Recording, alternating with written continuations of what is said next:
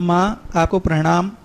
माँ, हमने आसाराम बापूजी से नामदान लिया था, लेकिन लोग बापूजी को आरोप के कारण गलत बताते हैं। आपको भी बापू में संदेह होने लगा है क्या? अगर आप एक सच्चे शिष्य हैं तो आपको आपके सद्गुरु में संदेह नहीं करना चाहिए। और रही उन पे इल्ज़ाम लगने की बात, तो ये एक बहुत बड़ा षड्यंत्र है।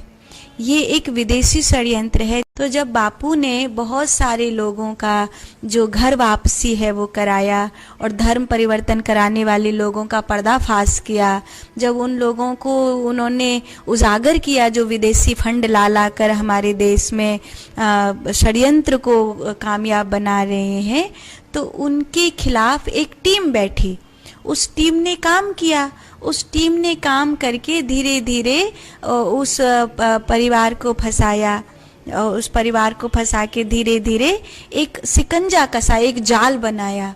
और उस जाल में मीडिया ने, समाचार चैनलों ने उस समय भरपूर मदद की।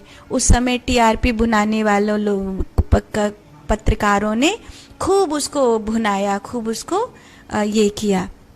फलस्वरूप भोली भाली जनता है, किसी भारतीय संत के विषय में कोई बात हो रही है तो टीवी खोल के देखेंगे ही, और देखते देखते फिर बात चर्चा कहाँ हुई कि पैसा पहुंचाना है, पैसा पहुंचाना है। बापू ने कहा कि मैं पैसा क्यों पहुंचाऊंगा अगर मैं सच्चा हूं तो। उन्होंने उनको पैसा नहीं दिया, पैसा भी नहीं दिया। उनके षड्यंत्रों को पर्दाफाश कर रहे थे, गरीब जनता में जाकर मदद कर रहे थे, लोगों को धर्म के लिए जागरूक कर रहे थे, लाखों लाखों परिवार को संस्कारवान बना रहे थे। और ये बात षड्यंत्रकारियों को चुभने लग गई और उन्होंने जाल फंसाया और जाल में एक भोले भाले संत को फंसा लिया।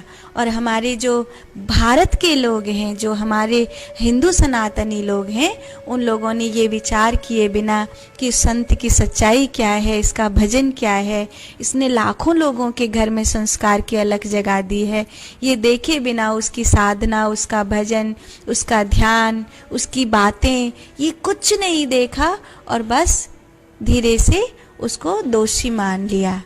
और अभी होता क्या है, आपको क्या लगता है सारे मौलवी दूध के धुले हैं? वहाँ कुछ घटनाएं नहीं होती। मदरसे में पढ़ने वाली 8 वर्ष की लड़की के साथ किसने छेड़छाड़ करी? वहाँ के मौलवी ने। लेकिन टीवी पर आया, टीआरपी नहीं मिलेगी और पैसा तो पहुंच ही जाता है। पादरी सब अच्छे ही होते हैं।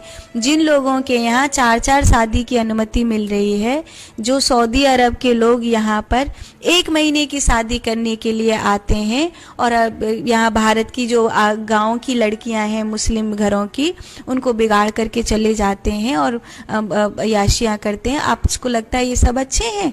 भारत के सबसे ज़्यादा ब्रह्मचर्य की बात कहने वाला अगर कोई है तो वो हिंदू धर्म का महात्मा है। लेकिन सबसे ज़्यादा हिंदू धर्म के महात्मा को टारगेट क्यों किया जाता है? क्योंकि यहाँ पर अविश्वास करने वाले लोग हैं। तो अगर आपको आपके सद्गुरु पर अविश्वास नहीं है तो मैं नहीं कहूँगी कि आपको गुरु बदलने चाहिए। हाँ, रही उनके सानिध्य की बात, क्योंकि इस समय वो षड्यंत्र के बंधन में हैं। बंधन इस तरह का है कि अब कानून भी वहाँ पर हार मानने लगा है, क्योंकि जनता साथ नहीं दे रही है। इस करके लोगों ने उसको इग्नोर कर दिया है। एक सच्चा सीधा संत जेल में पड़ा है।